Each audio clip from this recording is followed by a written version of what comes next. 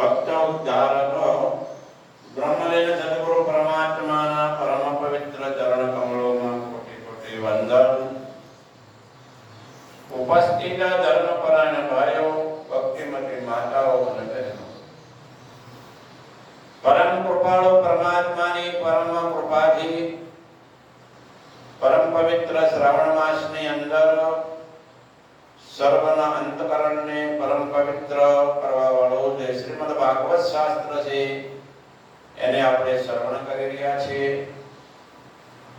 શ્રીમદ ભાગવત શાસ્ત્ર શ્રવણ કરવાથી સંસારની અંદર જે મોહ છે, રાગ છે, આસક્તિ છે, કામના છે એ બધી આપણી ઓછી થઈ જાય છે. ધીરે ધીરે એને શ્રવણ કરવાથી એ બધું જ છૂટી જાય છે, આસક્તિ આદિ, અને ભગવાનની અંદર આપણો પ્રેમ જાગે છે. અને ભગવાનની અંદર જે પ્રેમ જાગવો એ ભગવાનની ભક્તિ છે. અને એ ભગવાનની ભક્તિ છે ભવસાગરથી તારવા વાળી છે. તો ભવસાગરથી તરવા માટે આ શ્રીમદ ભાગવત શાસ્ત્ર એક નાવ સમાન છે, જહાજ સમાન. જેમ દરિયાને પાર કરવો હોય તો સારી નાવ મળી જાય તો સરળતાપૂર્વક પાર થઈ જાય છે.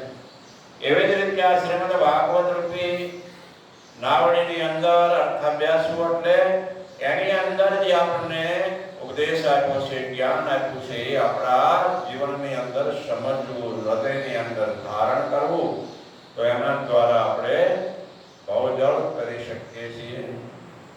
તો આમાં પરીક્ષિત રાજાએ સુંદર પ્રશ્ન સુખદેવજી મહારાજને કરેલા.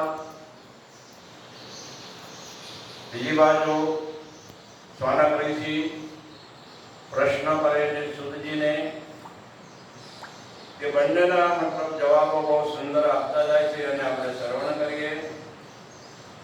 હવે આ તૃતીય સ્કંદની અંદર બ્રહ્માજી આ સૃષ્ટિનું સર્જન કરશે અને એનો વિસ્તાર કરશે ઇત્યાદિનું વર્ણન કરવામાં આવેલું છે. એકવાર બ્રહ્માજી સૃષ્ટિ રચવા માટે સંકલ્પ કરતા, તે સંકલ્પ દ્વારા 4 સંકાદી ઋષિઓની ઉત્પત્તિ થઈ. સનત કુમાર અને એના ભાઈઓ આદિ સનક, સનંદન, સનાતન અને સનત. બ્રહ્માજી એમને કહ્યું કે તમે સૃષ્ટિનો વિસ્તાર કરો. તો એમની તો રુચિ વિસ્તાર કરવામાં નથી, ભગવાનની ભક્તિમાં હતી. એટલે કે અમારે ભગવાનની ભક્તિ કરવી છે. ત્યાર પછી બ્રહ્માજીની ફરીની ઈચ્છા થઈ સૃષ્ટિ કરવાની. તો એમના દ્વારા 10 પુત્રોની ઉત્પત્તિ થઈ. 10 ઋષિઓ જેને કહેવાય છે. કયા કયા 10 ઋષિઓ? તો કે છે મરીચી ઋષિ, અત્રિ ઋષિ, અંગિરા ઋષિ, પુરુષત્ય, પુલહ, ક્રતુ, ભૃગુ, વશિષ્ઠ, દક્ષ અને 10મા નારદજી. આ બધા કોના પુત્રો છે? સાક્ષાત બ્રહ્માજીના પુત્રો છે. તો આવી રીતે આ 10 ઋષિઓને ઉત્પત્તિ કરી ગયા છે. હવે આ પછી આગળ કહે છે બ્રહ્માજીના મુખમાંથી 4 વેદોના પ્રાદુર્ભાવ થયો. વેદો ભગવાન બ્રહ્માજી દ્વારા બનેલા.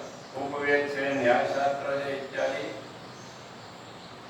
ત્યાર પછી બ્રહ્માજીએ પોતાના શરીરની અંદરથી એક જોડકું ઉત્પન્ન કર્યું કે જે સ્વયંભૂ મનુ અને શત્રુપા રાણી એમની હતી. તો આ બંને બ્રહ્માજી દ્વારા ઉત્પન્ન થયા, સ્વયંભૂ મનુ અને શત્રુપા. એમને કહ્યું કે તમે તમારા જેવી સારી સૃષ્ટિનો વિસ્તાર કરો. કારણ કે અમને ઉત્પન્ન કર્યા એટલે બંને હાથ જોડીને કહેવા લાગ્યા કે કે આપ અમારા પિતા છો, જે તમે આજ્ઞા